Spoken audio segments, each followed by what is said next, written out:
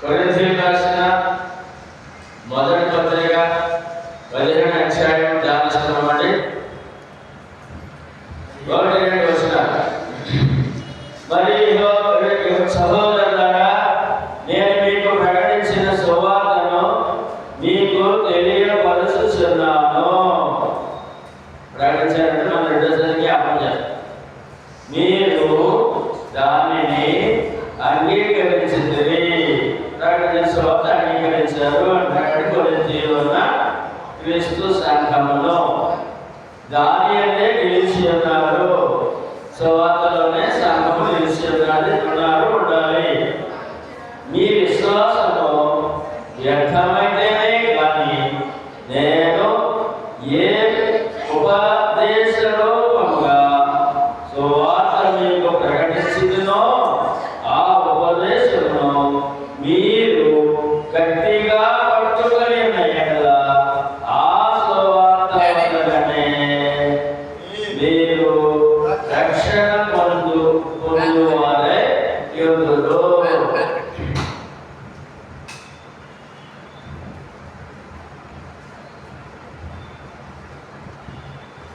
సువార్త ద్వారానే సకల మానవాళికి రక్షణ. అది 2 వచనాల్లో ప్రాముఖ్యమైన సంగతి. సువార్త ద్వారానే మానవుడు లోకమంతట్లో ఏ మనుషుడైనా, ఏ దేశమైనా, ఏ భాష అయినా, ఏ కులమైనా, ఏ మతమైనా సువార్త ద్వారానే రక్షణ. మీరు ఆ ఉపదేశమును గట్టిగా పట్టుకొని ఉన్నారా ఆ సువార్త వలననే రక్షణ పొందువారే యోధులు. సువార్త ఎంత అవసరమో లోకానికి చాలా బలముగా ఈ 1-2 వచనాల్లో నొక్కి నొక్కి సంఘాన్ని జ్ఞాపకం చేస్తూ ఉన్నాడు పౌలు. అయితే ఇప్పుడు నమ్మిన సువార్తను జీవితకాలం గట్టిగా పట్టుకోవాలంట. సామెతలు 4వ అధ్యాయము 13వ వచనంలో ఈ యొక్క సువార్త ఏమన్నాడు? ఉపదేశం అన్నాడు. దైవోపదేశము. ఉపదేశమును విడిచిపెట్టక అక్కడ సామెతల్లో ఉపదేశం విడిచిపెట్టగా దాని గట్టిగా పట్టుకొనుము, అది నీకు జీవము కనుక దాని పొంది ఉండుము. దైవోపదేశం ప్రతి మానవుడు పొంది ఉండాలి. ఈ దైవోపదేశం అనగా ఏమనగా ఇప్పుడు సువార్త. సువార్తలో మొట్టమొదటి రక్షణ, సువార్తలో రెండవది జీవము, నిత్య జీవము. దాన్ని పొంది ఉన్నాడు ప్రతి మానవుడు. మనకు దొరికిందా? అదే అపొస్తలుల కార్యములు 14వ అధ్యాయము 17వ వచనంలో సువార్త గురించి మాట్లాడుతున్నారు. మీరు ఈ వ్యర్థమైన వాటిని విడిచిపెట్టి ఆకాశమును, భూమిని, సముద్రమును, వాటిలో ఉండు సమస్తమును సృజించిన జీవం గల దేవుని వైపు తిరగవలెనని మీకు సువార్త ప్రకటించుచున్నాము. సువార్త ప్రాముఖ్యతను అక్కడ తెలియజేస్తున్నాడు పౌలు గారు. సువార్త ఎందుకు ప్రకటిస్తున్నారట? వ్యర్థమైన దాన్ని విడిచిపెట్టాను కదా.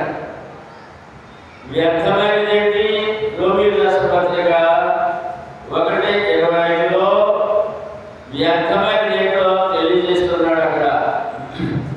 అట్టి వారు దేవుని సత్యమును అసత్యమును మార్చి సృష్టికర్తకు ప్రతిగా సృష్టమును పూజించి సేవించిరి.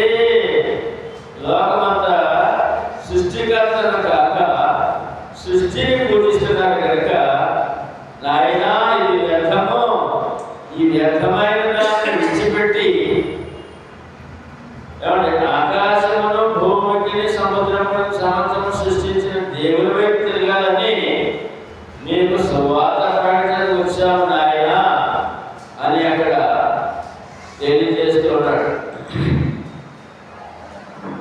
సువార్త యొక్క అవసరం ప్రపంచంలో ఎక్కడైనా, ఏ దేశమైనా, ఏ భాషకైనా, ఏ మనుషుడికైనా. 2వ దశలోని పత్రిక 2:14 మీరేలాగ రక్షించబడి మన ప్రభువైన యేసుక్రీస్తు యొక్క మహిమను పొందవలనని ఆయన మా సువార్త ద్వారా మిమ్మల్ని పిలిచెను. 2వ దశలోని 2:14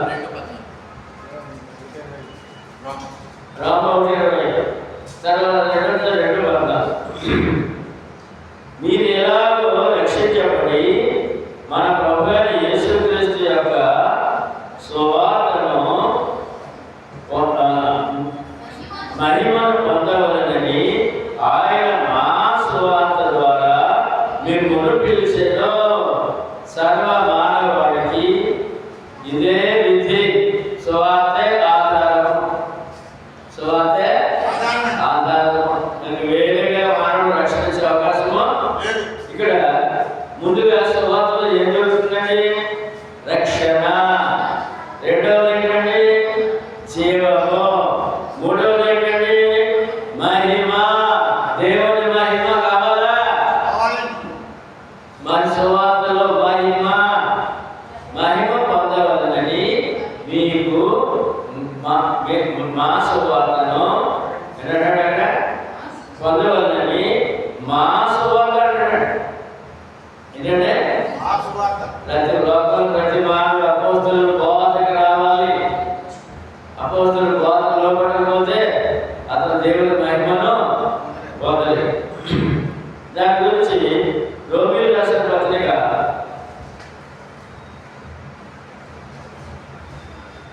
3:23 మహిమను పొందుతారట సువార్తలో లోపడితే.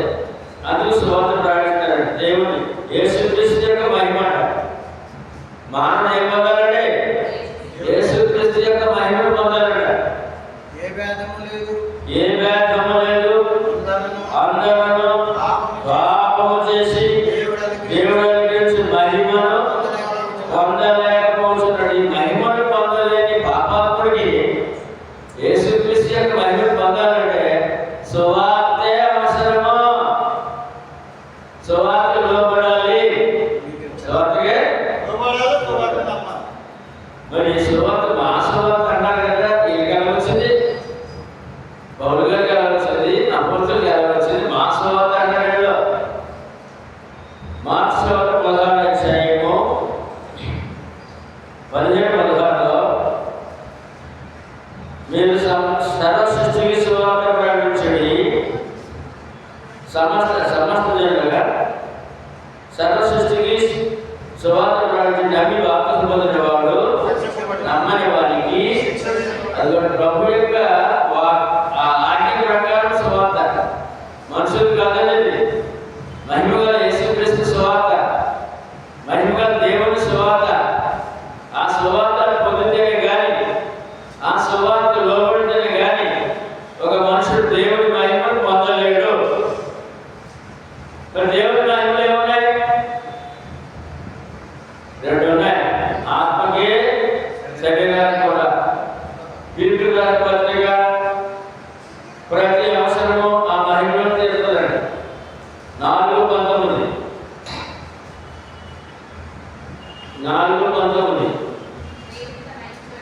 దేవుడు తన ఐశ్వర్యమున క్రీస్తు యేసునందు మహిమలో మీ ప్రతి అవసరమును తీర్చునగాడు. చూసారా? మహిమ అవసరమా? మరి ఇప్పుడు యేసుక్రీస్తు మహిమ మానవుడికి అవసరమా? క్రైస్తవుడికి అవసరమా అంటే ఎలా పొందుతాడంటే సువార్త ద్వారా. ఎందుకంటే సువార్త ద్వారా. కనుక ఇక్కడ రెండోసారి మళ్ళీ ఏం చెప్తారంటే నేను ఈ యొక్క సువార్త లోకానికి ఇవ్వడానికి ఈయన ఎవరండి? యేసుప్రభు ఎవరండి? అంత ఆజ్ఞలకు సర్వమానవులు రక్షణకి శిక్షకి కూడా ఆధారమైన సువార్త. సువార్త లోబడితే రక్షణ, సువార్త లోబడకపోతే శిక్ష.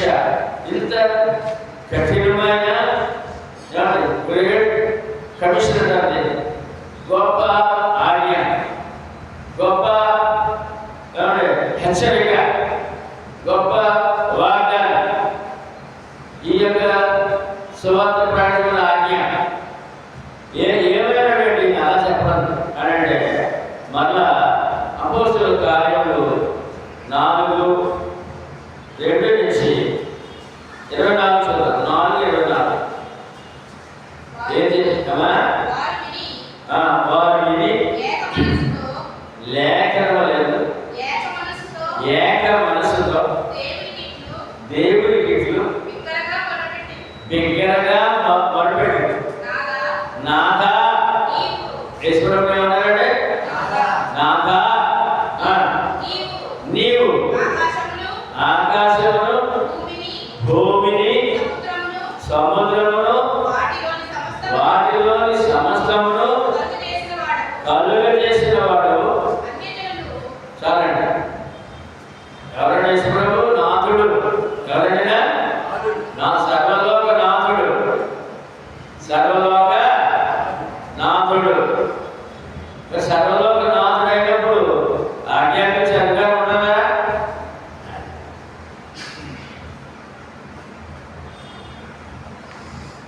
యోషువ 3:10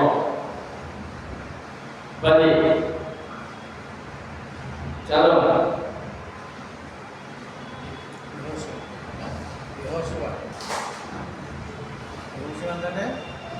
యోషువ 3:10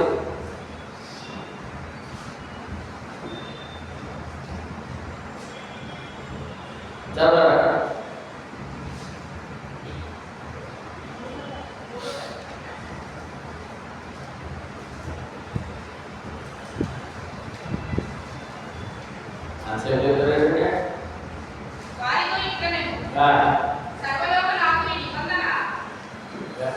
ఎవరంటే దేవుడు సర్వలోక నాథుని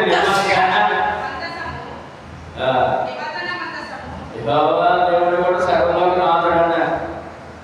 దేవుడు కూడా సర్వలోక నాథుడు అన్నాడు. ఏమండి? 13వ వచనం, జీవము గల దేవుడు మీ వద్ద ఉన్నాడని, మీ మధ్య ఉన్నాడని ఆయన నిశ్చయముగా మీ యొద్ద నుండి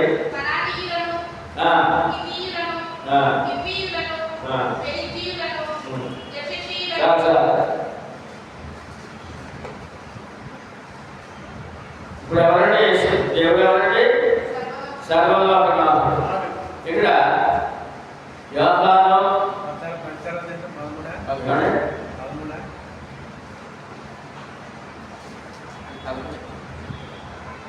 ఇక్కడ యోహాను పేతురు పట్టుకున్నారండి. 3వ అధ్యాయంలో అపోస్తలుల కార్యము 3వ అధ్యాయంలో ఒక 45 సంవత్సరాల నుంచి పుట్టివాడిని దేవాలయం మెట్ల దగ్గర ఉన్న పుట్టివాడిని బాగు చేస్తారు. యేసు నామం లేచి నడండి. అది శాస్త్రులు పరిచయం చూసి ఈ అద్భుతంగా ఎలా చేశారో ఏం చేశారని చెప్పి వీళ్ళ చుట్టూ గుమ్ము కొడతారు. అది మా వల్ల కలిగిందని ఆశ్చర్యపోతారు మీరు. ఇతను యేసు నామాన్ని బట్టి ఆయన స్వస్థత పొందాడు, ఆయన మీరు సిలివేశారు, ఆయన సజీవుడు అయ్యాడని చెప్పిపోతారు. మరి బాగుపడుతుంది. ఆయన నామాన్ని ప్రకటన చేద్దాను కదా అని చెప్పి తీసుకెళ్ళి లోపలేసాడు జైల్లో. వేసామంటే అక్కడ బంధించి పెద్దల ఎదురు పెట్టి వారు మాట్లాడుతున్నప్పుడు మీరు ఏమంటే దేవుని వాక్యం బోధించదని చెప్పాం, యేసుప్రభుని బోధించదని చెప్పాం కదా, మీకు భయం లేదా అని పేతురుని యోహానుని నిర్బంధించారు. అప్పుడు వారంటారు, మేము వినిన దానిని చూసిన దానిని చెప్ప చెప్పక ఉండలేము. ఏంటంటే సాక్ష్యం వినిన దానిని చూసిన దానిని చెప్పక ఉండలేము. మీ మాట వినడం కంటే దేవుని మాట వినాలా, మీ మాట వినాలా? దేవుని మాట వినడం కంటే మీ మాట మాకు అవసరమా? మీ మాట కంటే దేవుడి మాట వినలేదు కదా అని చెప్పి అక్కడ ఖండించినప్పుడు వారు ప్రజల మధ్య ఉన్నారు కనుక లేదంటే ఏం చేసి వారిని చంపించడానికి ప్రయత్నం చేశారు. యోహానుని పేతురుని చంపించేద్దాం అంతకుముందు యాకోబు చెప్పారు. ఆ ప్రయత్నం చేసినప్పుడు ప్రజలు వస్తారు కదని వారు ప్రజలకు భయపడి మామూలుగా మందని చదివేశారు. అది వచ్చి వారు ఇరువురు వచ్చి సంఘంలో చెప్తున్నారు.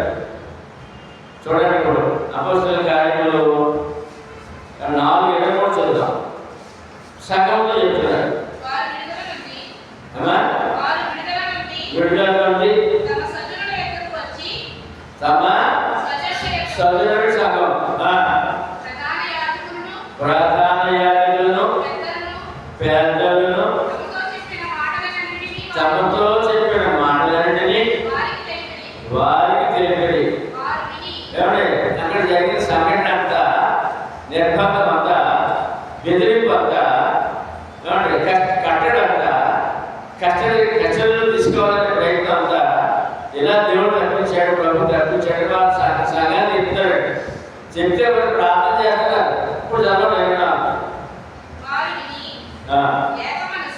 వారందరూ సంఘమంతా ఏక మనసుతో దేవునికి ఇట్లు బిగ్గరగా మన మొదటేంటంటే ప్రార్థన.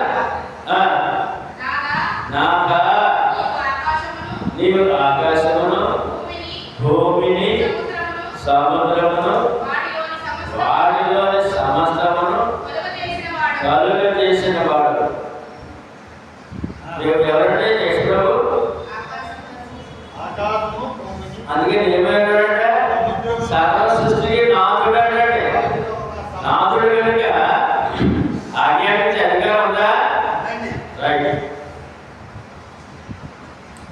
ప్రకటన 3:11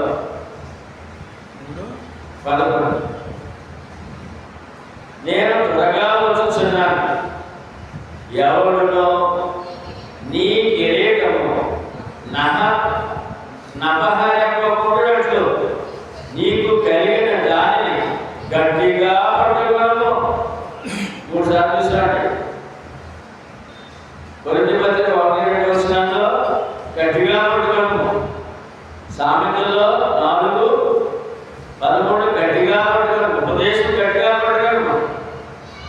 ప్రకటనలో ఏమంటే నీ కిరీటము ఎవరునో నపహరింపకూడనట్లు నీకు కలిగిన గట్టిగా పట్టుకోమని పరలోకి వచ్చిందా? ఎక్కడంటే పాత నిబంధనలో చెప్పించాడు, క్రొత్త నిబంధనలో సువార్త కూడా చెప్పించాడు గట్టిగా పట్టుకోమని. మరి పరలోకంలో కూడా చెప్తారు గట్టిగా పట్టుకోండి. అందుకే ఏం చేశారు? మీరు పట్టుకున్నారా? చేశారా?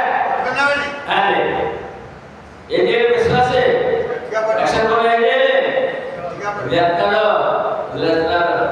పరలోకం నుండి కూడా మళ్ళా జ్ఞాపకం చేశాడు. ఎందుకంటే ఈ రక్షణ సువార్త ద్వారా కిరీటం పెట్టాడు దేవుడు విశ్వాసకి. పెట్టాడంటే కిరీటం. మీ కిరీటము ఎవడు అపహరిస్తాడో జాగ్రత్త. 4వ విషయము కిరీటం ధరింపజేశాడు విశ్వాసకి. అందుకే గట్టిగా పట్టుకోను. ఎఫెసీయుల రాసిన పత్రిక 2:8 సువార్త ద్వారా ఏం జరుగుతుంది అంటే మీరు విశ్వాసం ద్వారా, అంటే ప్రతి మానవుడు సువార్తను విశ్వసించాలి. ప్రభునందు సువార్త నమ్మాలి. ప్రభునందు విశ్వాసం ఉంచితే సువార్త ఎందు విశ్వాసం ఉంచాలి. మీరు విశ్వాసం ద్వారా కృప చేతనే కృప చేతనే రక్షించబడి ఉన్నారు. ఇది మీ వలన కలిగినది కాదు, దేవుని వరమే. సువార్త ఏమంటే మానవుడికి దేవుని వరము. ఒకటి రక్షణ, 2 నిత్యజీవము, 3 మహిమ, 4 కిరీటము, 5 వరము, 5 రక్షణ వరము. ప్రకటన 3:21-22 నేను జయించి, ప్రకటన 3:21-22 నేను జయించి నా తండ్రితో కూడా ఆయన సింహాసనములను కూర్చుండిన ప్రకారము జయించు వారిని నాతో కూడా నా సింహాసనములలో కూర్చుండనిచ్చెదను. 5 సింహాసనం అంటాడు, 5 కిరీటం అంటాడు, 6 సింహాసనం అంటాడు. సువార్త ద్వారా ఏమిటంటే మానవుడికి సింహాసనం. ఏంటంటే సింహాసనం. మొదటిది రక్షణ, 2వది నిత్యజీవము, 3వది మహిమ, 4వది కిరీటము, 5వది దేవుని వరము, 6వది సింహాసనం, ప్రభు కూర్చుని సింహాసనం. ఎవరికి వాగ్దానం? సువార్త లోబడిన వారికి సంఘానికి. సువార్త లోబడిన సంఘం 22 సంఘములతో ఆత్మ చెప్పుచున్న మాట చెవిగలవాడు వినుగాక. ఎవరంటే నాతో పాటు సింహాసనం కూర్చుంటారు. ఎవరు చెప్పారు? నాతో పాటు సింహాసనం కూర్చుని ఎవరు చెప్పారు? సంఘములతో.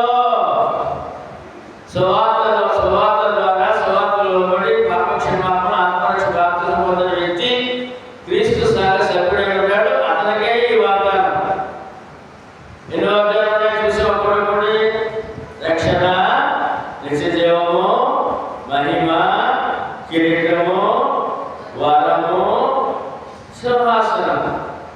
సువార్తలో ఎందుకంటే సువార్తలో రోమీయులకు రాసిన పత్రిక 2:28 దేవుని ప్రేమించిన వారికి అనగా ఆయన సంకల్పము చొప్పున పిలువబడిన వారికి మేలు కలుగుటకై సమస్తమును సమకూడి జరుగుతుందని అనుకున్నాము. పిలుపు ఆయన సంకల్ప ప్రకారం పిలుపడి సువార్త. ఆ సువార్తలో పిలుపుకు లోబడిన వారు మేలు పొందిన వారు. ఎన్నో సంగతి మేలు పొందిన వారు, కీడు కాదు. సువార్తలో కీడు లేదు, మేలు. సువార్తలో కీడు లేదు, మేలు. ఎందుకంటే అక్కడ ఆయన సంకల్ప ప్రకారం పిలువబడినవారు అంటాడు. పిలుపు అనే మాట అర్థమండి ముందుగా చూసాం. పౌలు గారు అంటాడు కొరింథీయులకు సంఘాన్ని, నా మా సువార్త ద్వారా మిమ్మల్ని పిలిచాను అంటే పిలుపు అనే మాట దగ్గర సువార్త ద్వారా పిలుస్తున్నాడు. ఆ పిలుపు ఏమన్నాడు? మేలుదే. సువార్త లోపడి ఏమన్నాడు? మేలుదే. తర్వాత ఆ సువార్త లోపడి వ్యక్తి దేవుని ప్రేమించేవాడు. 9వ శతాబ్దం ఆ సువార్త లోబడిన వ్యక్తి దేవుని ప్రేమించేవాడు. ప్రభు నన్ను కూడా సువార్త లోబడకపోతే ఇంకా దేవునికి వ్యతిరేకంగా ఉన్నాడు.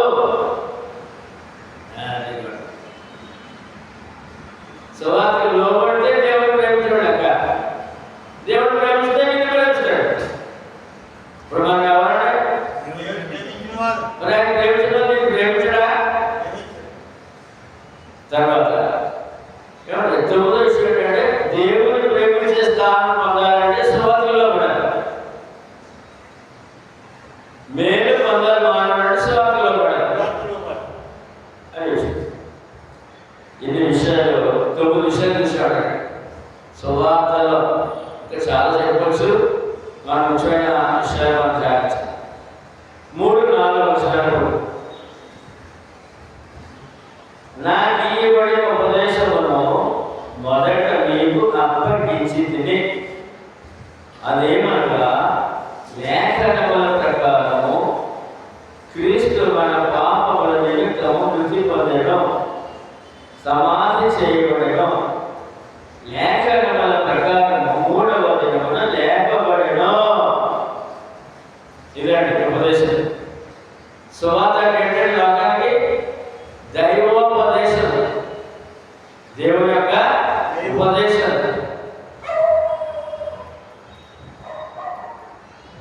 నాకు ఇవ్వబడిన ఉపదేశం అన్నాడు.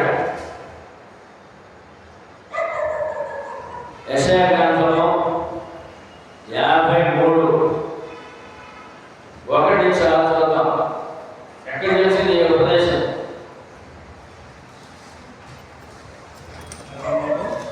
యెషయా గ్రంథము 53:1 చదువు.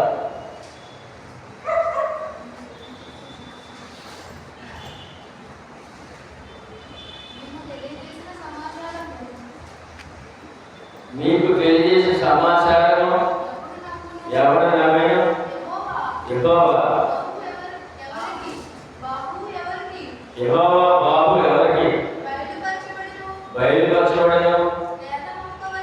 లేత మొక్క వలెను, ఎండిన భూమిలో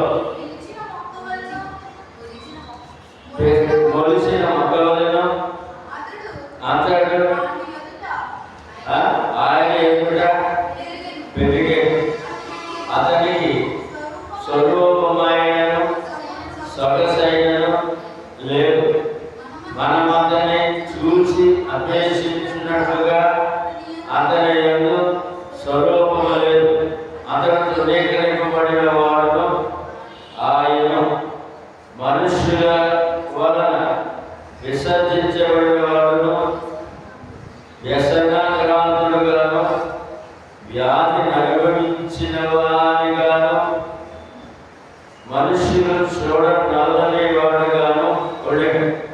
అతడు తృణీకరించబడిన వాడు కనుక మనము అతనిని ఎన్నిక చేయలేకపోతే, నిశ్చయముగా అతడు మన రోగములను భరించెను, మన వ్యసనములను వహించెను.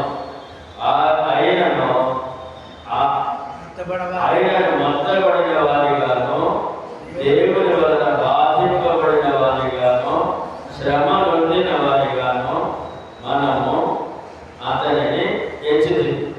మన అతిక్రమములను బట్టి అతడు గాయపరచబడి, మన దోషములను బట్టి నలుగగొట్టబడి, మన సమాధానార్థమైన శిక్ష అతని మీద పడి, అతడు పొందిన దెబ్బల చేత మనకు స్వస్థత కలుగుతున్నది.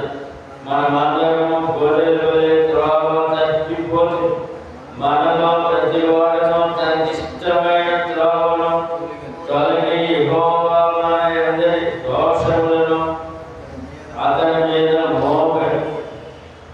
చూసారా, ఇక్కడ ప్రభువు శిలువ మరణం వచ్చి క్రీస్తు పుట్టక ముందే, ఆయన శిలువ మరణం పొందక ముందే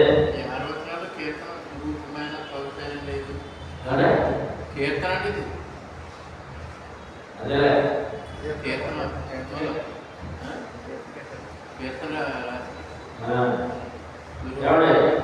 ఇది ప్రవచనం అండి, లేఖనం. యెషయా చెప్పినప్పుడు ప్రవచనం, లిఖించినప్పుడు లేఖనం. ఈ లేఖనం నెరవేరింది. యేసుక్రీస్తు శిలువ మరణం, యేసుక్రీస్తు శిలువ మరణం. ఇంచుమించు క్రీస్తు మరణానికి 800 సంవత్సరాల ముందు చెప్పబడిన మాట క్రీస్తు శిలువ మరణం. అయితే ఏంటో శిలువ మరణము, దానిని సువార్త అన్నారు. సువార్త గురించి ముందే చెప్పారు. మానవ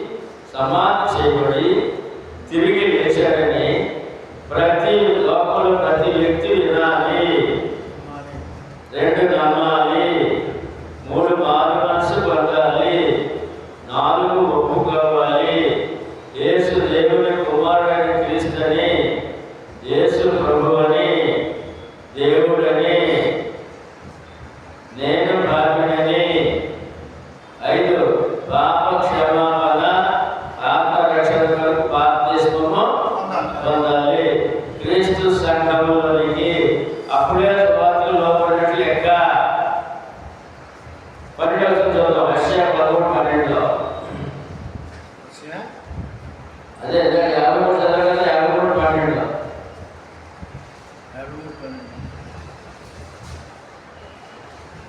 12 ఏం చెప్తారంటే, కావున గొప్పవారితో నేను అతనికి పాలు పంచిపెడతాను, మనుషులతో కలిసి అతడు కలసమును, కనుతో కలిసి అతడు కలసము విభాగించుకొనును, ఏలయనగా మరణము నొందినట్లు అతడు తన ప్రాణమును ధారపోసెను. ధారపోస్తారట్లేదనక అంటే అయిపోతుంది అక్కడ, అప్పుడే ఎక్కడ అయిపోయింది.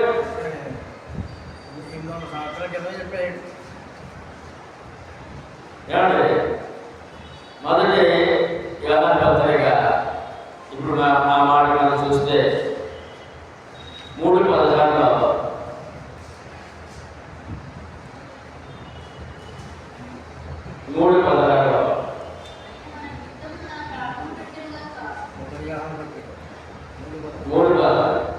చదువు. ఆయన మన నిమిత్తము తన ప్రాణమును పెట్టిన కనుక దీని వలన ప్రేమ ఎట్టిదనిన తెలుసుకొనుచున్నాము. అదిగోండి, మన నిమిత్తము తన ప్రాణం పెట్టిన కనుక, ప్రాణం పెట్టిన ప్రేమతో పిలుస్తున్నాడు యేసు ప్రభు మానవాళిని.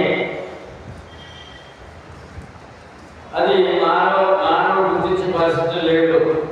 ప్రేమ అంటాడు, దేవుడు ప్రేమ అంటాడు, ప్రాణం పెట్టిన ప్రేమతో పిలుస్తున్నాడని చెప్పి వాక్యంలో చాలా స్పష్టంగా తెలియజేయబడుతుంది. కనుక రోమపత్రిక చూద్దాం, 4:25. రోమీయులకు రాసిన పత్రిక 4:25లో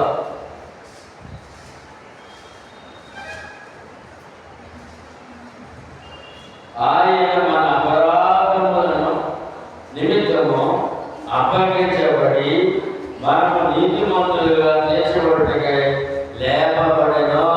ఈ శిలువ మరణం ఎందుకు? పునరుత్థానం ఎందుకు? శిలువ మరణం ఎందుకంటే ఆయన మన అపరాధముల నిమిత్తము. ఈ శిక్ష అంతే, అధికారులు అనేక వరకు చదువుకోవడం చేసుకోవడం ఆ శిక్ష అంతే మానవుడి. అధికారులు అనేటువంటి పాపానండి, అధికారులు నుండి అనేటువంటి పాపానండి, అధికారులు అనేక ప్రతి మానవ చదువుకోడే. అది అక్కడ అర్థం.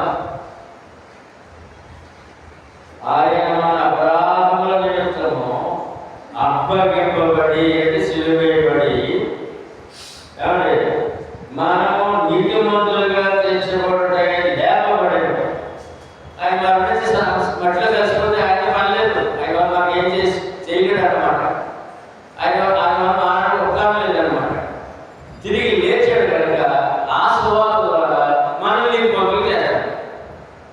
ఇప్పుడు మనం ఎవరంటే ప్రపంచంలో ఎక్కడ క్రీస్తు సంఘం ఉన్న నీతిమంతులు.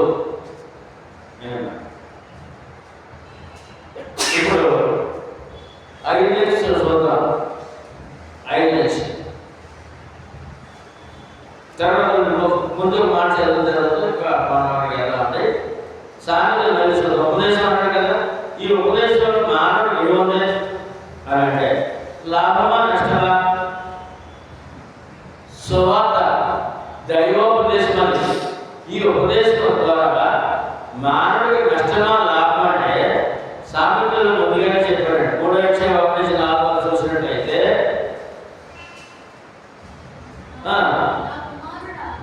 నా కుమారుడా నా ఉపదేశము మరువకము, నా ఆజ్ఞలను హృదయపూర్వకంగా గైకొనుము, అవి దీర్ఘాయువును సుఖజీవముతో గడుపు సంవత్సరములను శాంతిని నీకు కలిగించేనా. దయను సత్యమును జ్ఞానమును నిన్ను విడిచిపోనీయమని పడుకోవాలి. ఇక్కడ విడిచిపోనీయము, వాటిని కంఠపోష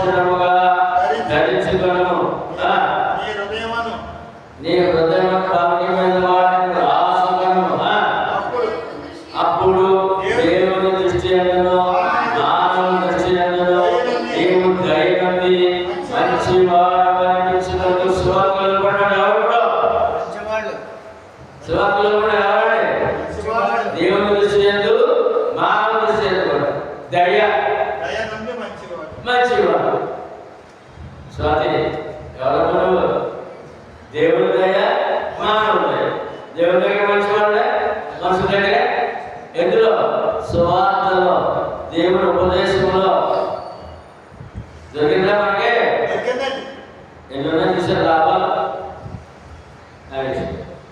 ఇప్పుడు 5 నిమిషాలు చదువుతాం. కొరింథీ రాసిన పత్రిక. ఆయన కేఫాను తరువాత 12 కనబడదు. అటు పిమ్మట వాళ్ళు 500కు ఎక్కువైన సహోదరులకు ఒక్క సమయమందే కనబడదు. వీటిలో అనేకులు ఎప్పటి వరకు నిలిచిన్నారు, వాళ్ళకు నిలిచింది.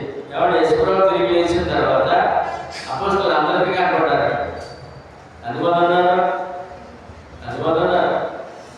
11 మంది. బ్యాచ్ అయిపోయి కదా 12 మంది ఎన్నుకున్నారు. 12 మంది తర్వాత ఎన్నుకున్నారు. వీళ్ళు కనపడడం కాకుండా ఒకేసారి 500 మంది కనపడారు. ఈ పత్రిక రాసే సమయానికి ఆ చూసిన వారు కొంతమంది చనిపోయినట్టు అలా పెడుతున్నారు. పత్రిక రాసే సమయానికి పత్రిక 64 సంవత్సరాలు కూడా రాశారు. క్రీస్తు 64 ఏమండి. తర్వాత అటు పిమ్మట 500కు ఎక్కువైన సహోదరులకు ఒక్క సమయం మధ్య కనబడదు. వీరిలో అనేకులు ఎప్పటి వరకు నిలిచిన్నారు, కొందరు నిద్రించి. తరువాత ఆయన యాకోబును, అటు తర్వాత అపోస్తలుల అందరికీ కనబడదు. అందరికీ కనబడ అకాలమందు పుట్టినట్టున్న నాకును కనబడారు. పౌలు గారు పరలోకం వెళ్ళిపోయిన యేసు ప్రభువుని అలా చూశాడంట. అది నాకును కనబడదు. దమస్కు మార్గంలో ఆయన కనబడ్డాడు, చూశాడంట. అకాలం పుట్టినాడు, కడప పుట్టినాడు అంటాడు అపోస్తలులుగా. అకాలం అంటే ఈయన అర్హుడు కాదు. చిన్న అపోస్తలుడు అర్హుడు కాదు. ఎందుకంటే సంఘాన్ని నివసించి ప్రభువుని తిరగబడ్డవాడు అర్హుడు కాదు. కనుక అకాలమందు పుట్టినట్టుగా నాకును కనపడదు. అపోస్తలుడు పౌలు కూడా యేసు ప్రభువుని ఎప్పుడు చూశాడంటే శరీరానికి కాదు, మహిమగా ప్రభు చూశాడే.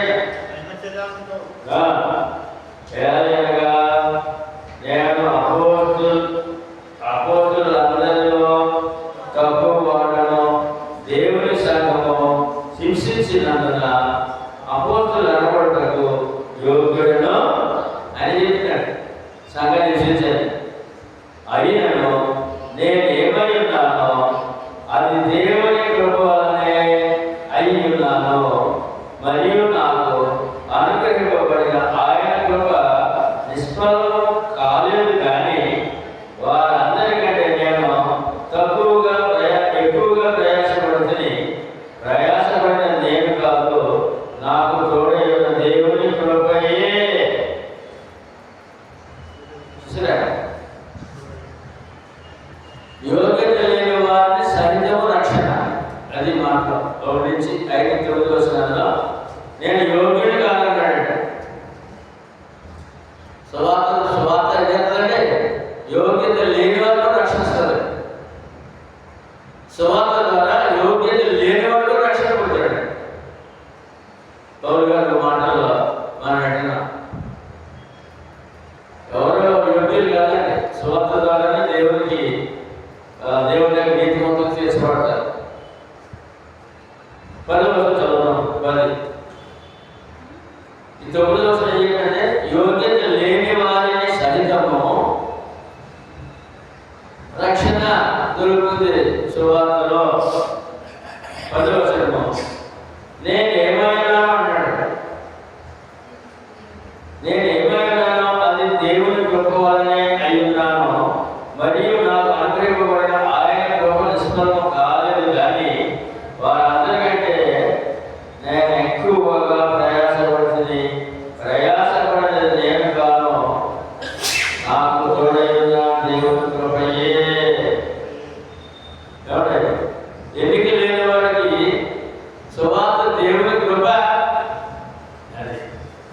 సువార్త లోబడిన వారికి దేవుని కృప.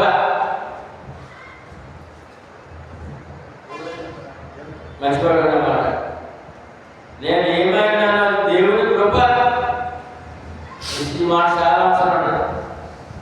ఏమంటే ఏమైనా అనుకున్న పని అయింది అనుకోండి, ఏమండి లేకపోతే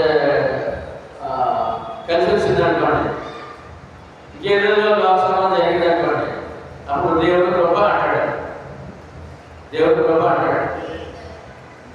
అది దేవుని కృప కాదండి, ఇది దేవుని కృప. రక్షణ దేవుని కృప. దేవుని కృప ఏంటంటే రక్షణ దేవుని కృప. కలిసి వచ్చింది ఆయన దయ, కనికరం, ప్రేమ అని చెప్పాలి. కృప అనకూడదు. కాకూడదా?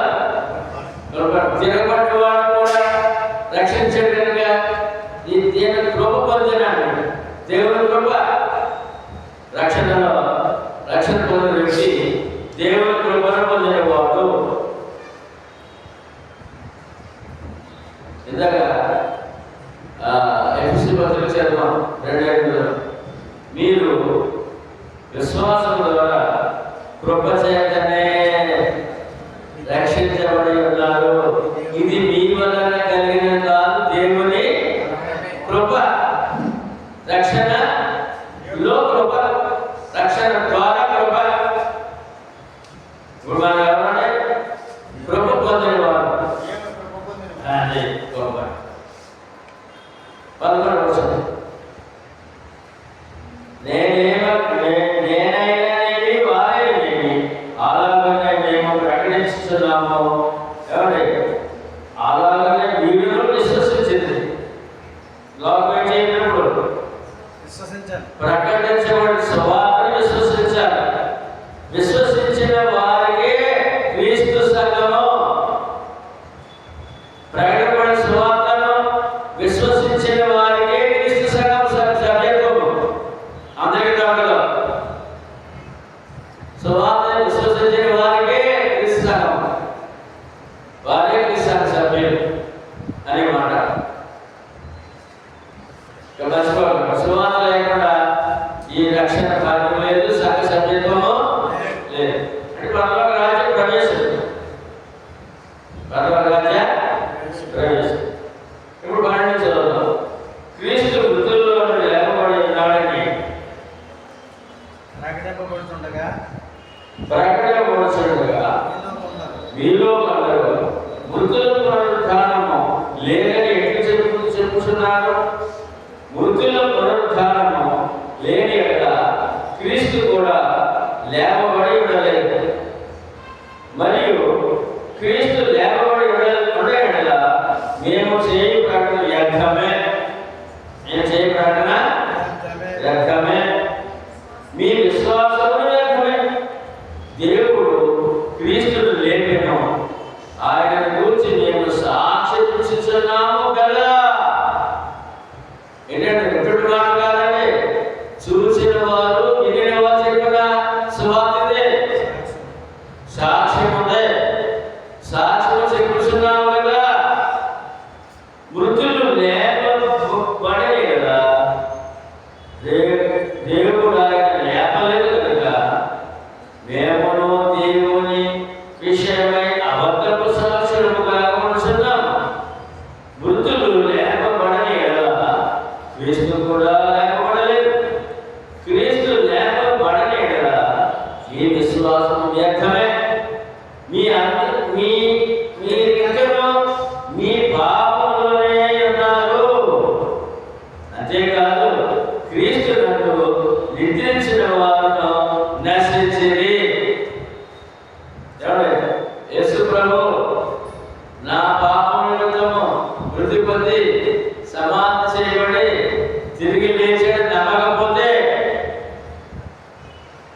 సువార్త నమ్మని వారి విశ్వాసం వ్యర్థము. సువార్త నమ్మని వారి విశ్వాసము వ్యర్థము. అంటే ఇప్పుడు లోకాలు ఎన్ని కోట్ల మంది ఉన్నారు ప్రభు నమ్మాడు, సువార్త నమ్మరు. అంటే వారి విశ్వాసం ఏమైపోయింది? వ్యర్థము. మీరు ఇంకా పాపంలోనే ఉన్నారు. ఇప్పుడు చిన్న మత్స్యకాలంలోనే ఇంకా పాపంలోనే ఉన్నాడు. చూడండి అదొకటి భౌతిక పాపంలోనే ఉన్నాడు. ఏమండి మత్స్యశాఖలో చనిపోతే వారి యొక్క జీవితము వ్యర్థం. 18 వచనంలో అంతేకాదు క్రీస్తునందు నిద్రించిన వారు నశించి సువార్త నమ్మకపోతే ఏమండి మత్స్యకాలు కూడా అంటారు ఏమని ప్రభుని నిద్రించారంటారు. అంటే ప్రభునందు మరి సువార్త నమ్మకపోతే ఏమైంది ఇక్కడ అంటాడు ఆ నిద్రించడం కూడా ఆత్మరాశిపోతే అని చాలా స్పష్టంగా చెప్తున్నాడు. తదుపరి ఇంకా అందులో భౌతిక శారీరక అవసరముల కొరకు ప్రభువును నమ్మి సువార్తను నమ్మకుండా చనిపోతే ఏమండి వారి ఆత్మ నశించిపోతుందని చెప్పారు. ఇక్కడ ఈ మాట అర్థమైందంటే మళ్ళీ చెప్తున్నాడు భౌతికముగా శారీరకంగా శరీర అవసరముల కొరకు ప్రభువును నమ్మి సువార్తను నమ్మకుండా చనిపోతే వారి ఆత్మ నశించిపోతుంది. అది లోకాలలో 19వ వచనంలో చాలా అమూల్యమైన సంగతి ఉందండి.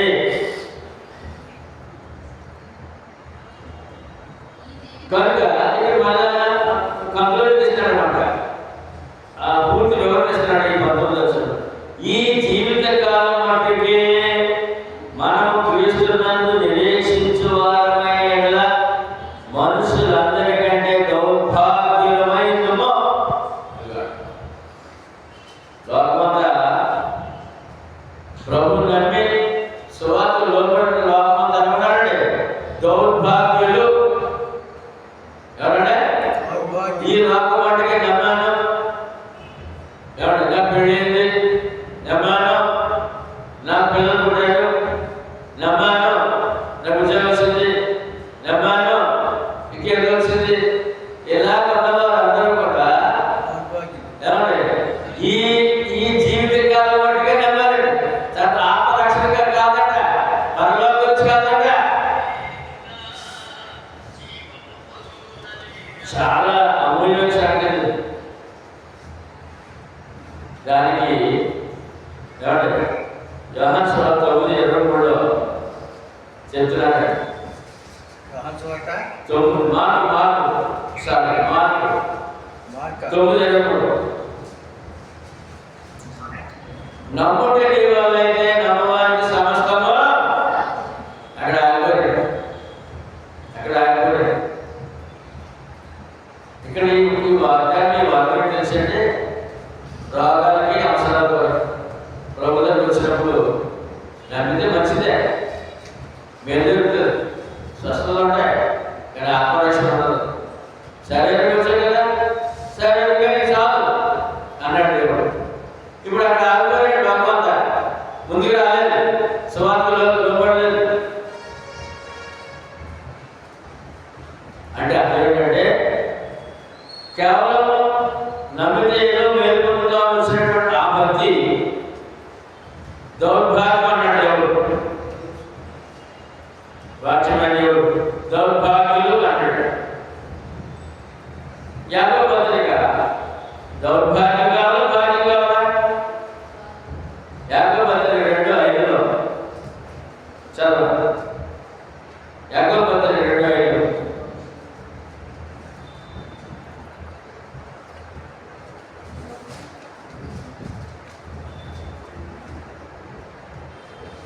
నా ప్రియ సహోదరులారా ఆలకించుడి, ఈ లోక విషయంలో దరిద్రులైన వారిని విశ్వాసమందు భాగ్యవంతులుగాను.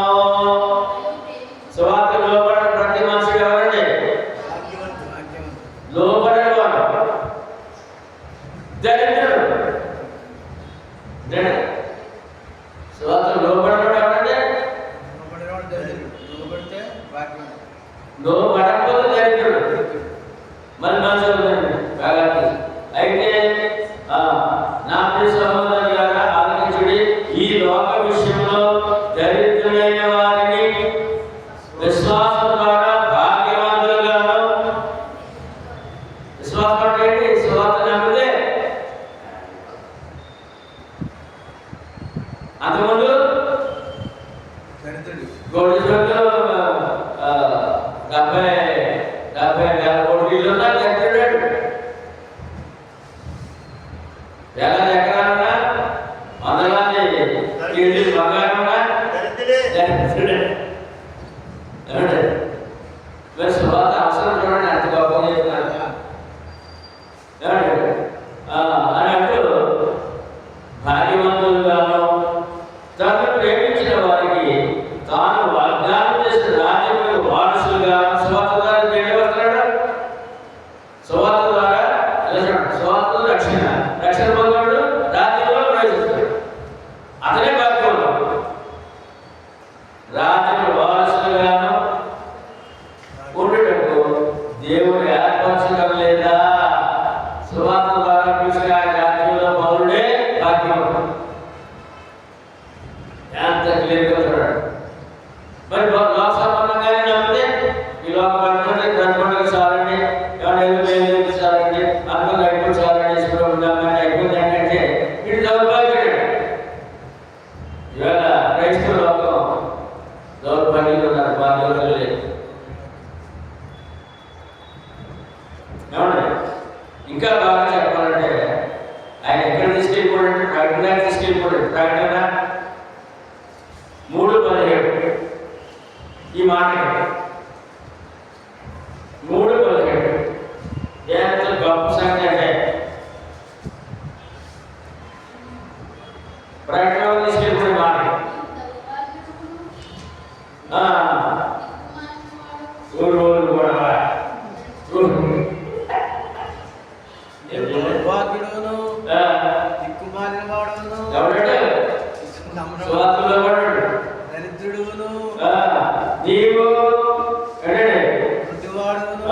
నీవు దౌర్భాగ్యుడును, దిక్కుమాలిన వాడవును, దరిద్రుడును, గుడ్డివాడవును, దిగంబరుడనై ఉన్నావని ఎరుగక నేను ధనవంతుడను, ధనవృద్ధి చేసుకొని ఉన్నాను, నాకేమీ కొలువలేదని చెప్పుకొస్తున్నావు. ఎవరితో తెలిసిన మాట? ఎవరు తెలిసా? లవోదికీయలో ఉన్న క్రీస్తు సంఘానికి. ఎవరికంటే లవోదికీయలో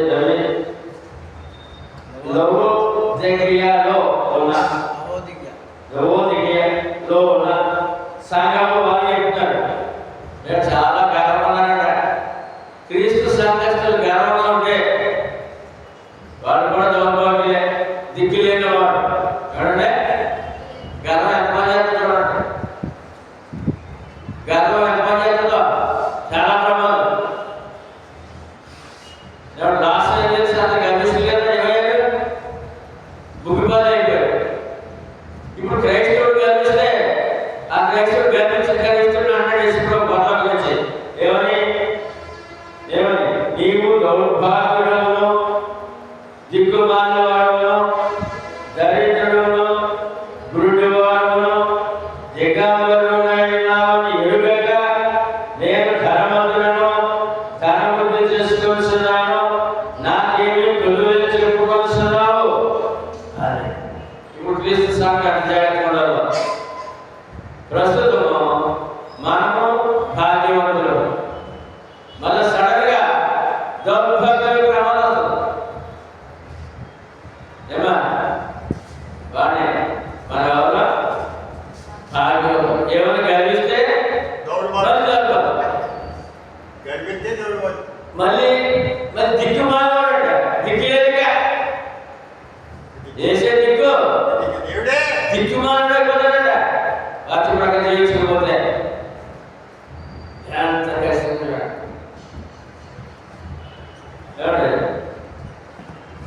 ఏ గొప్ప దేవుడు అంటే. ఇంకో మాట కీర్తన 10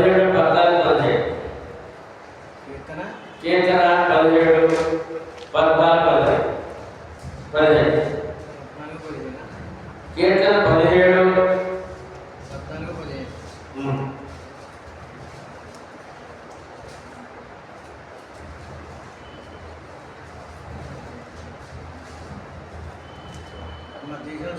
పదిహేడు.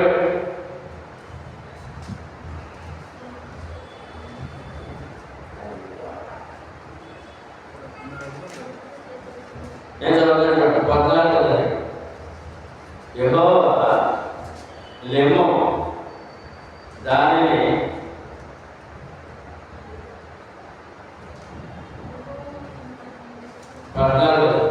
లోకుల చేతిలో నుండి ఈ జీవితకాలంలో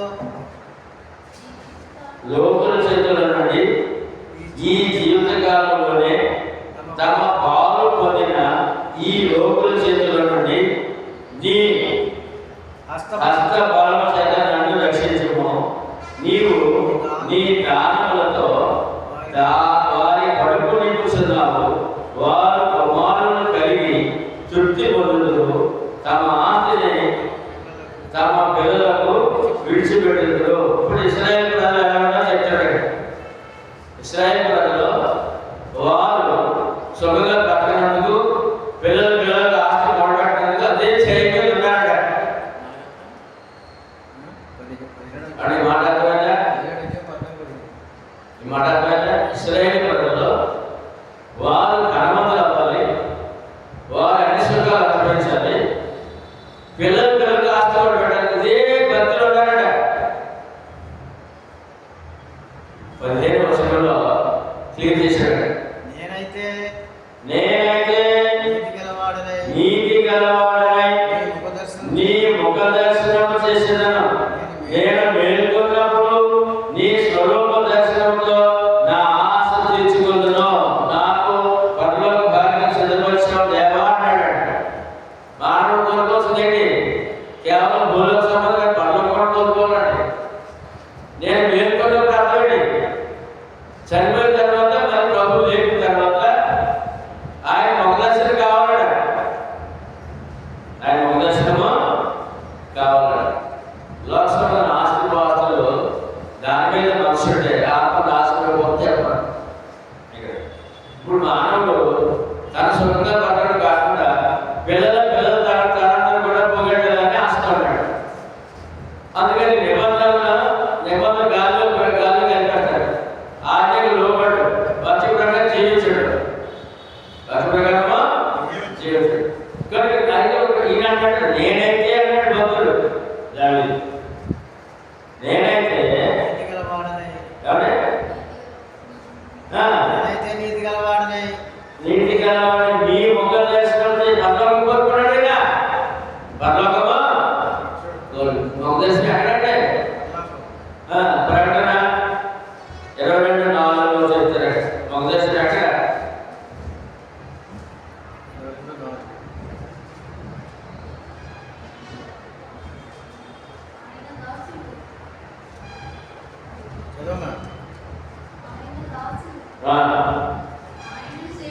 ఆయన దాసులు ఆయన సేవించు ఆయన ముఖ దర్శనము చేయుచుందురు.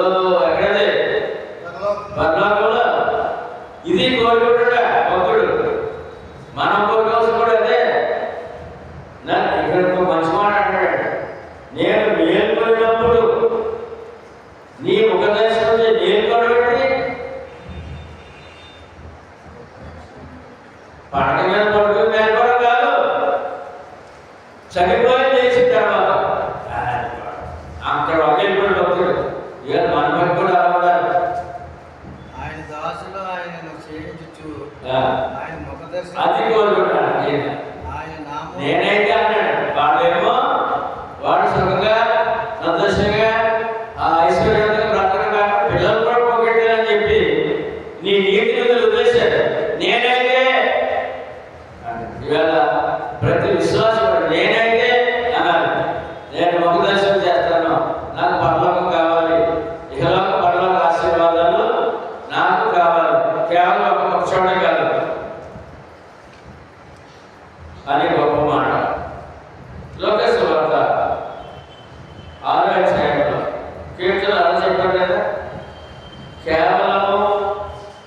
ఈ లోకాన్ని ఆశ్రయించే పరిస్థితి ఏంటి? ఒక లోక 6 24 25 26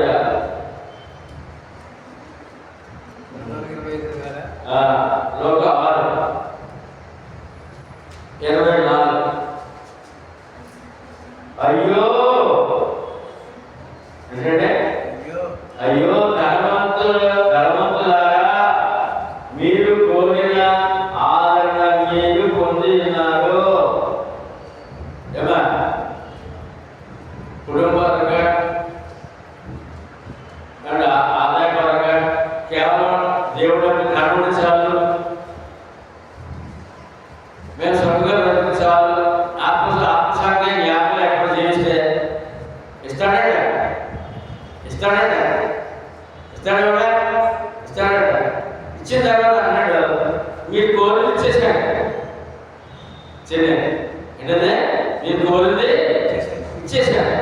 అక్కడ లేదు, నా దగ్గర చూడు లేదు. అయ్యో ధనవంతులారా, మీరు కోరిన ఆదరణ మీరు పొందినారు. ఎవరు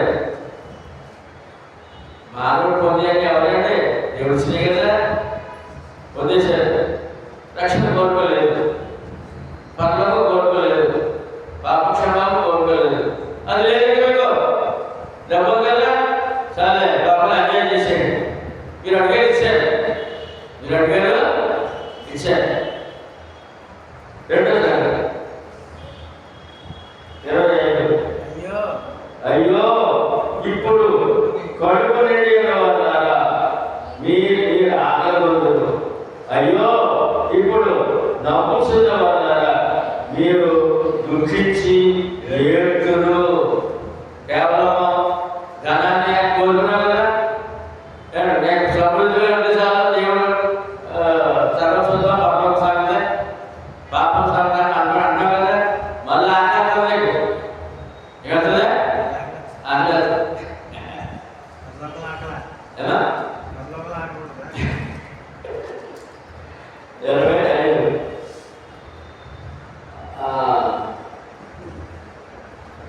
25 అయ్యో ఇప్పుడు కడుపు నిండి వాళ్ళ మీరు ఆకలి పొందరు. అయ్యో ఇప్పుడు నవ్వుసిన వాళ్ళ మీరు రుచించి ఏడుతు. ఇది వేళ ఈ వాక్యము లాస్ ఏంజల్స్లో జరుగుతుంది. లాస్ ఏంజల్స్లో జరుగుతుందండి. కోట్లు పోయండి, గృహాలన్నీ నాశనం అయిపోయండి. వారు ఆకలితో అరణిస్తున్నారండి. ఒక భిక్షగాలాగా ఆ యొక్క సేవ చేసిన దగ్గర అడుక్కుంటున్నారండి. ఎందుకంటే పూర్తిగా ధనం మీద వాళ్ళు పెడుతున్నారు. 26 మనుషులందరూ మళ్ళా 25 అయిపోయింది కదా, మళ్ళా ఆకలి పొందిన అంటూ అయ్యో ఇప్పుడు నవ్వుతున్న వాళ్ళ మీరు దుఃఖించి ఏడుతున్నారు. ఎవడే అది మళ్ళా మనకు మన జరిగిన సంఘటన వాళ్ళు ఎవరు ఏడుస్తారు. ఎవరు ఏడుస్తున్నారు? ఏమండి మనుషులందరూ మిమ్మల్ని కొనియాడినప్పుడు మీకు శ్రమ. వారి పితరులు అబద్ధ ప్రవక్తలకు ఇదే విధముగా చేసింది. జాగ్రత్త అబద్ధ ప్రవక్తల వల్ల మోసం జరిగిపోతుంది. కాబట్టి ఇప్పుడు మా సైకిల్ అంతా ఏంటంటే దేవుడు రండి మీకు లిమిట్ చెందాడు. ఏమండి అయిపోతే ఎంత ఎన్ని వాగ్దానం చేస్తారు చెప్పలేదు, రక్షణ చెప్పలేదు. అటువంటి తినిపించేసి యాపిల్ పండు తినిపించేసి ఏ వరాలు చేస్తారు. దీన్ని ఏమంటారు? దేవుడు అయితే మాత్రం అయ్యో మీరు కోరుకున్నారు దానిచ్చాను, పర్లోకం లేదు, పర్లోకమా లేదు. కనుక ఇప్పుడు ఎక్కడి నుంచి చదువుతాం? ఎక్కడి నుంచి? అంతటా ఆయన తన శిష్యుల తట్టు అక్కడ 17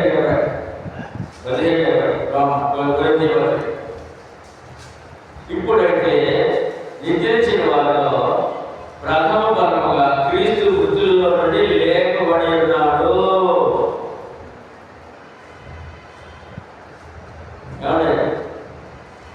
ఇప్పుడైతే నిద్రించిన వారిలో ప్రథమ ఫలముగా క్రీస్తు మృతుల్లో నుండి లేపబడి ఉన్నాడు. అంటే చనిపోయిన వారు, అప్పటికి చనిపోయిన వారు తిరిగి లేచిన వారు ఎవరైనా యేసుప్రభు ఒకటే తనంతరం కానుగా.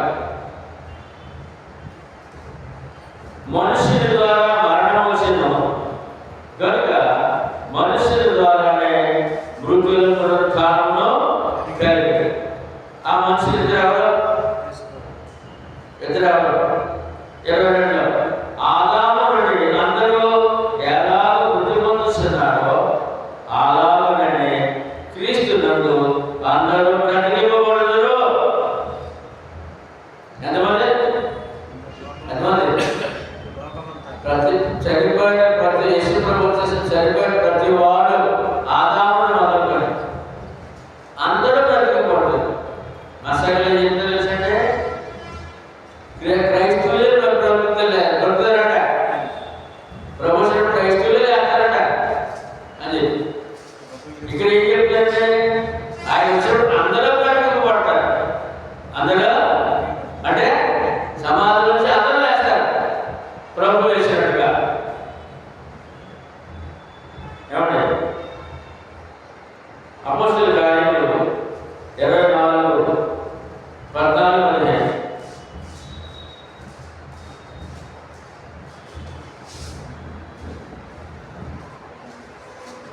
అందరూ చేస్తారు.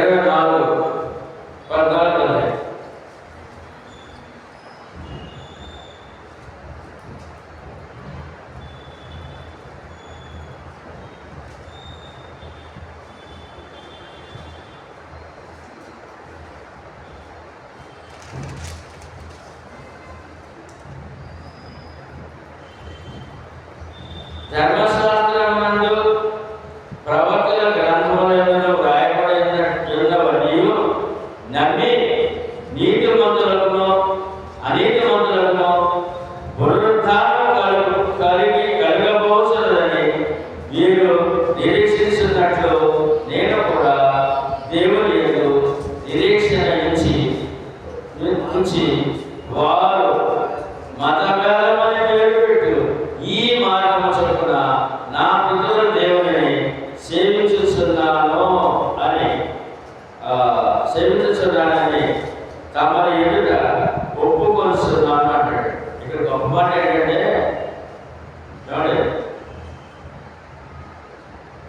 నీతిమంతులకు అనీతిమంతులకు కూడా పునరుద్ధానం ఉంది. అదే ప్రభు నమ్మినా నమ్మకపోయాడు, దేవుడు ఉన్నాడని నమ్మినా నమ్మకపోయాడు, దేవుడు లేడన్నా ఉన్నాడన్నారు.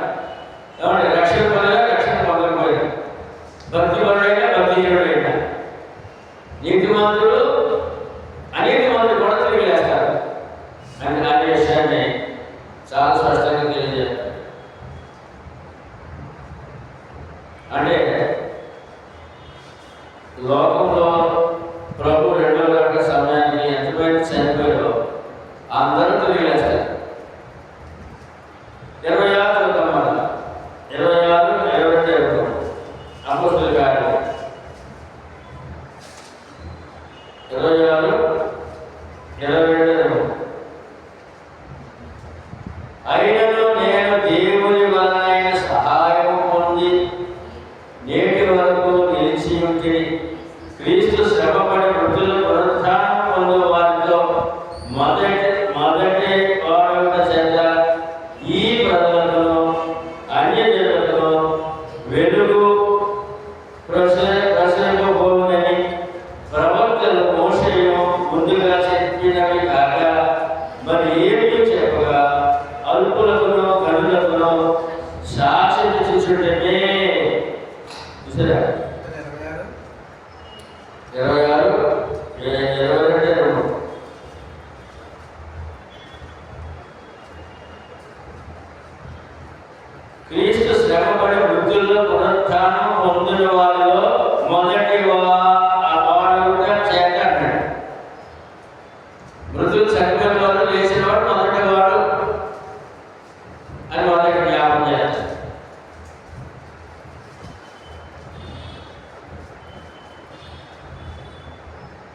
ఏమండి? ప్రకటన 21:3-8.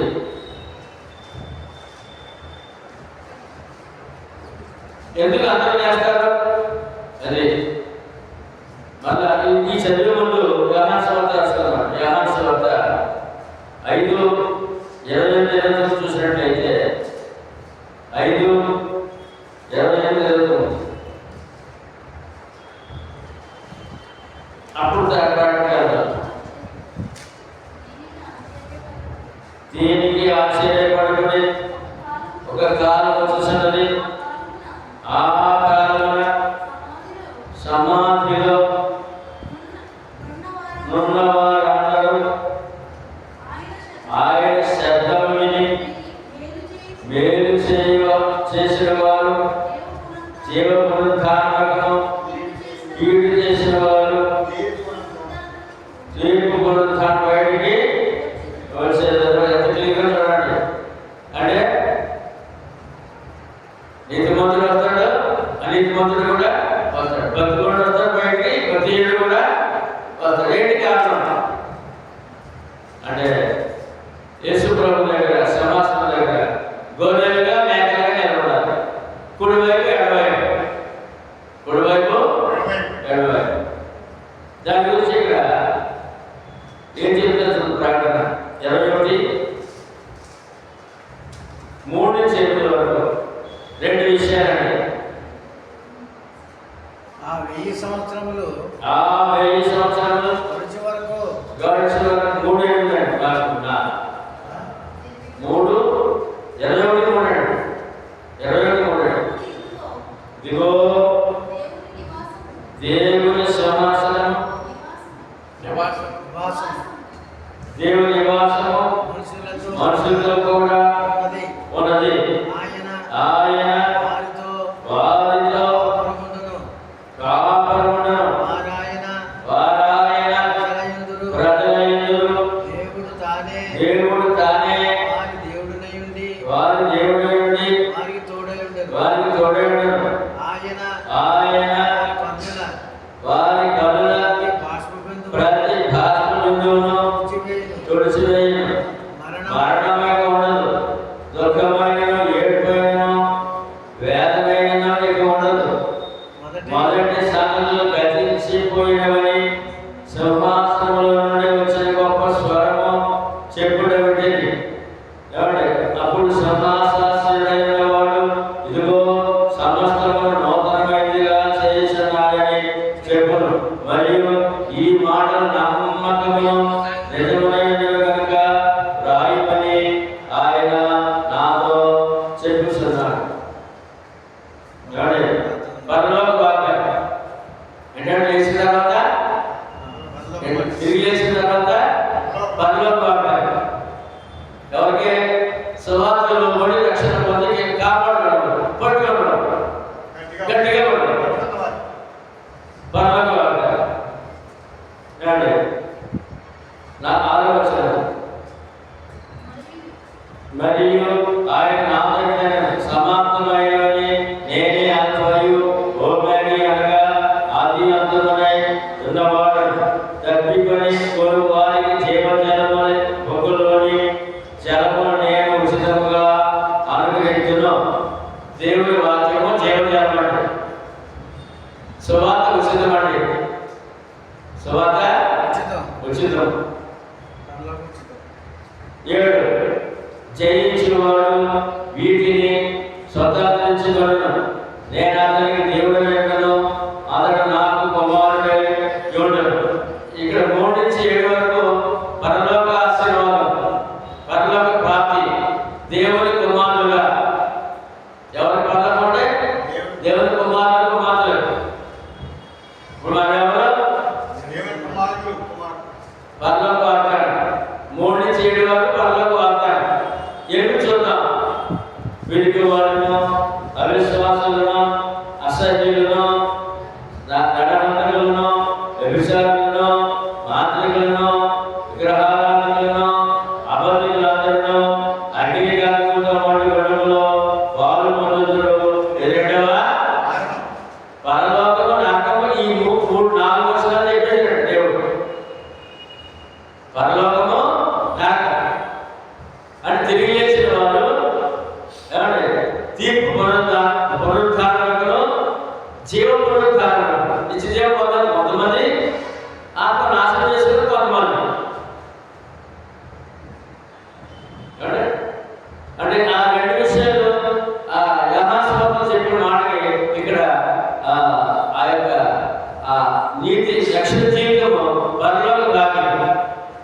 నివాసం, లేకపోతే నరకంలో సైతాను నివాసం. అగ్నిగంధమాడు ఈ వాక్యంలో పరలోక వాగ్దానం, నరకం హెచ్చరిక రెండు ఉన్నాయి. మరణం తరువాత అవి నమ్మకపోతే లోకంలో ఏ మానవుడు విశ్వాసి కాదు. 24 చదువు యొక్క 24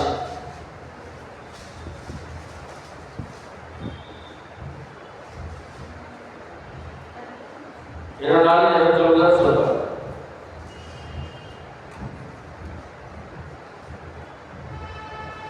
ఈ సృష్టి అర్థమైన తర్వాత జరిగే కార్యం చెప్పారు.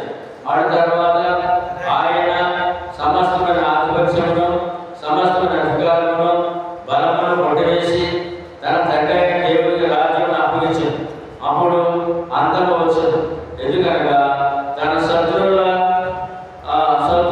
శత్రువులందరినీ తన పాలన ఉంచే వరకు ఆయన రాజ్య పాలన చేయించడంలో యశ్వరుడు ఏం చేస్తారండి? యశ్వరుడు ఇప్పుడు ఏం చేస్తారు? రాజ్య పాలన అంటే యశ్వరుడు ఇప్పుడు ఏం చేస్తారు? రాజ్య పాలన అంటే ఏంటి? రాజ్యము సంఘం. ఏంటంటే క్రీస్తు రాజ్య పాలకుడు కాదు. క్రీస్తు సంఘం అంటే మన స్థానిక సంఘంలో 30 మంది అనుకుంటామేమో. ప్రపంచమంతా ఉన్న సంఘమే క్రీస్తు సంఘం. అన్నీ కలిసి సంఘం, రాజ్యం. దాని మీద రాజు, దాని మీద రాజు. ఎందుకనగా తన శత్రువులందరినీ తన పాలన ఉంచు వరకు ఆయన రాజ్యపాలన చేసిన వాళ్ళను కడపట నశింపచే శత్రువు మరణం. దేవుడు సమస్తమును క్రీస్తు పాదములను లోపరచడని, సమస్తము లోపరచబడినని చెప్పినప్పుడు ఆయనకు సమస్తమును లోపరచిన వాడు తప్ప సమస్తమును లోపరచబడి సంగతి విశదమే. మరియు సమస్తమును ఆయన లోపరచబడినప్పుడు దేవుడు సర్వము నిమిత్తము కుమారుడు తనకు సమస్తమును లోపరిచిన దేవునికి తానే లోపడడు. అంటే దేవునికి విజయం కాకపోతే ఈ పరలోక భాగ్యం మానవుడికి దొరకదు. దేవుడికి విజయం కాకపోతే పరలోక భాగ్యం మానవుడికి దొరకదు. భూలోకంలో ఆయన రాజ్యంలో చోటు దొరకదు. చోటు దొరకకపోతే ఇప్పుడు లోక క్రైస్తవులు ఉన్నారంటే ఆయన రాజుగా ఒప్పుకోలేదు, ఆయన రాజ్యం ఒప్పుకోలేదు, ఆయన రాజ్యంలో లేదు. ఆయన రాజ్యంలో లేదు అని చాలా ఇబ్బంది చెప్తారు. కానీ యేసుప్రభు శరీరానికి వచ్చి మానవులకు మాదిరి నేర్పడాడు. ఏంటంటే ఆ మాట చాలా గొప్పదండి. 29వ వచనంలో తనకు కానే దేవుడికి లోపడాడు. దేవుడు ఏర్పడాడు? దేవుడికి లోపడడం లేకపోయాడు. యశ్వరం ఏం ఏర్పడాడే? ఉండాలి లేకపోయాడు అని ఈవేళ లోక మానవులు ప్రభు నమ్మితే దేవుడికి లోబడిన వాళ్ళకి అర్థం. అది జీవితకాలం కాపాడుకోవాలి. ఎంతకాలం అంటే చూద్దాం. హెబ్రీయులకు రాసిన పత్రిక 10 సంఘంలో ఏర్పాటు చేశాడు ఆయన. 10, 19, 20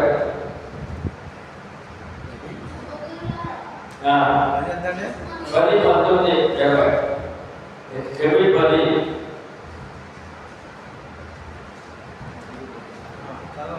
ఈ సంఘంలో నుంచి ఎక్కడికి ప్రయాణం సిద్ధపరిచాడు ఆయన? ఈ రాజ్యంలో నుంచి పరలోక రాజ్యం నుంచి పరలోకం. అమ్మా అయ్యా, పరలోక రాజ్యంలో నుంచి పరలోకం. సంఘంలోంచి పరలోకం. సంఘం ఏంటంటే పరలోక రాజ్యం. పరలోక రాజ్యం నుంచి పరలోకం. హెబ్రీ 10, 19, 20 సహోదరులారా క్రీస్తు మన కొరకు ప్రతిష్ఠించిన మార్గమున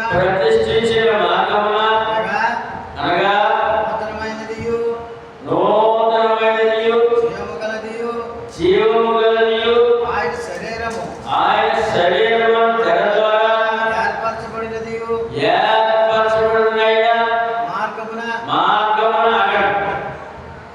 ఏమండి? పరలోకానికి ఎక్కడి నుంచి ప్రయాణం? పరలోకానికి ఒక మనుషుడు ఎక్కడి నుంచి ప్రయాణం? శరీరం ద్వారా చేసిన మార్గంలో. శరీరం అంటే సంఘం. ఈ సంఘము, ఈ సువార్త ఏమండి? మార్గమా? శరీరము తెర ద్వారా, ఆయన రక్తము ద్వారా వేసిన మార్గమున ఆయన రక్తమున పరిశుద్ధ స్థలమునందు ప్రవేశించుటకు ధైర్యం కలిగి ఉన్నది. అది కనుకను దేవుడు ప్రభువు రాజ్యమును తండ్రికి అప్పగించాడు అంటే అర్థం ఏంటంటే ఎక్కడి నుంచి ఎక్కడ ప్రయాణం? అర్థమైందన్నమాట. 24వ వచనంలో ప్రభువు ఈ రాజ్యమును, సంఘమును తండ్రికి అప్పగించాడు. అంటే ఎక్కడి నుంచి ఎక్కడ ప్రయాణం అంటే భూలోకంలో నుండి పరలోక ప్రయాణం. ఆ భూలోకంలో ఉన్న మనుషుల వల్ల పరలోక రాజ్యంలో రావాలి. పరలోక రాజ్యంలోకి అంటే ఆయన సంఘంలోకి, ఏమండి? ఆయన శరీరంలోకి, ఆ శరీరం తెర ద్వారా మార్గంలో ప్రయాణం చేస్తే పరలోక ప్రవేశం జరుగుతుంది. అది రాజ్యం అపేక్షణ అర్థం. క్రీస్తు తండ్రి దేవుని రాజ్యం అపేక్షణ అర్థం ఏంటంటే క్రీస్తు సంఘంలోంచి పరలోక ప్రయాణము అని అర్థం. యోహాను సువార్త ఆ మాటకి ముందుగా వాగ్దానం ఉంది. యోహాను 14:3 నేను వెళ్ళి మీకు స్థలము సిద్ధపరిచిన ఎడల నేను స్థలంలో వీరును ఉండులాగా మరలా వచ్చి నా యొక్క బిడ్డకు మిమ్మలను. అదనమాట ఈ 24వ వచనం అర్థం. ఆయన రాజ్యమును తండ్రికి అప్పగించడం ఒక అర్థం. అది ముందుగా చెప్పాడు. నేను స్థలం అదే ఎవరి స్థలం అంటే నేను స్థలంలో వీరుడులాగా మరలా వచ్చి నా యొక్క మిమ్మలను అంటే గురేటప్పుడు పరలోకం. అది ఎలా జరుగుతుంది? సువార్త ద్వారా.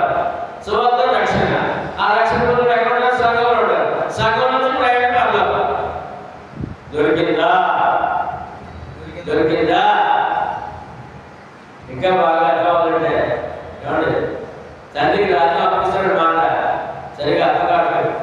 ఇంకా బాగా కావాలంటే 14 ఆలోచనే యోహాను 14 యేసు నేనే మార్గమును సత్యమును జీవమును, నా ద్వారా తప్ప ఎవరు తండ్రి అడుగు.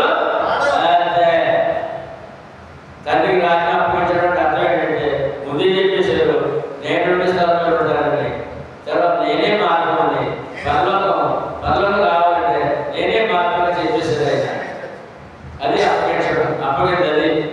ఎక్కడి నుంచి ఎక్కడికి ప్రయాణం అంటే లోకంలో ఉన్న మానవుడు, పాపంలో ఉన్న మానవుడు సువార్త ద్వారా పాప క్షమాపణ, ఆత్మరక్షణ పొంది క్రీస్తు రాజ్యంలో సంఘంలో ప్రవేశించి అతను గట్టిగా పట్టుకొని తన ప్రయాణం కొనసాగితే ఈ ప్రయాణం పరలోకం వెళ్తుంది. పరలోకం కావాలా? కావాలి. భూలోక ఆశీర్వాదాలు లేవా? మరి లేవా? అంటే ఈ పరలోకం సంఘం ఏంటంటే అని చెప్పి చిరాకు పడిపోతున్నాడు. సంఘంలో ఏమున్నాయండి? భౌతిక ఆశీర్వాదాలు ఉన్నాయి, ఆత్మీయ ఆశీర్వాదాలు ఉన్నాయి. ఎందుకంటే సంఘము మహిమగల సంఘం. ఎందుకంటే సంఘము ఆత్మీయ ఆశీర్వాదాలు ఉన్నాయి, శరీర ఆశీర్వాదాలు ఉన్నాయి. ఒకటే కాదు, 2 ఉన్నాయి. 2 వరాలు ఉన్నాయి మనకి. ఎపిసోడ్ పత్రిక 5:27 చూస్తే మహిమగల సంఘముగా ఉండడానికి ప్రాణం పెట్టాడంట. అది 5:27 మహిమల సంఘంలో ఉండటకు పరిశుద్ధంగా ఉండటకు మహిమల సంఘం ఉండటకు ఆయన ప్రాణం పెడతారు.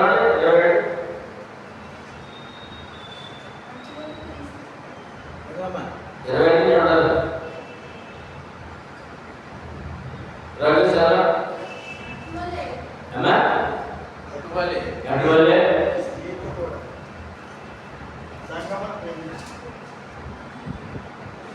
చాలా మంచి మాట. సంఘంలో ఏముంది, ఏ విధంగా ఉంటారు లాభం. సంఘం అని చెప్పి అది వాడు బాగా చెప్తే అనుకుంటారు. వాడాలి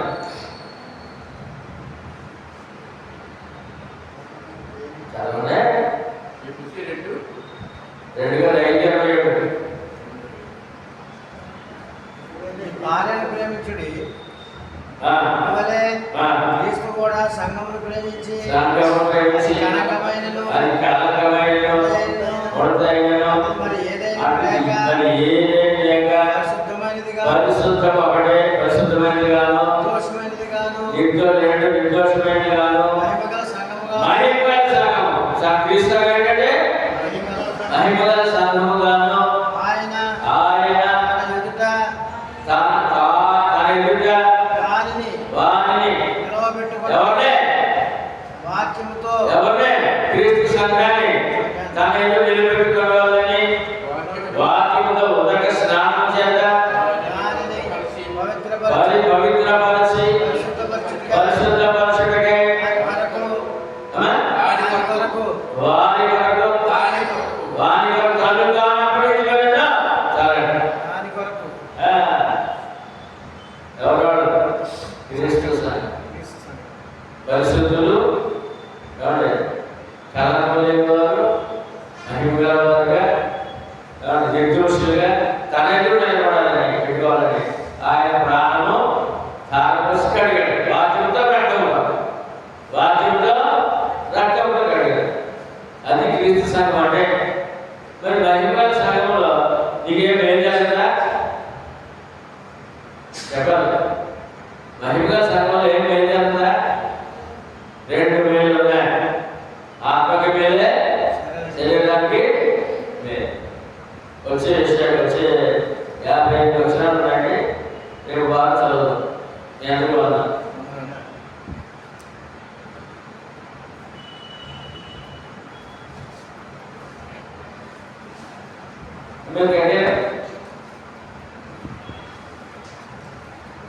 రవి గారు ప్రార్థన, చెల్లి గారు ప్రార్థన, కాకపోతే జ్ఞాపకం చేసుకుంటాం.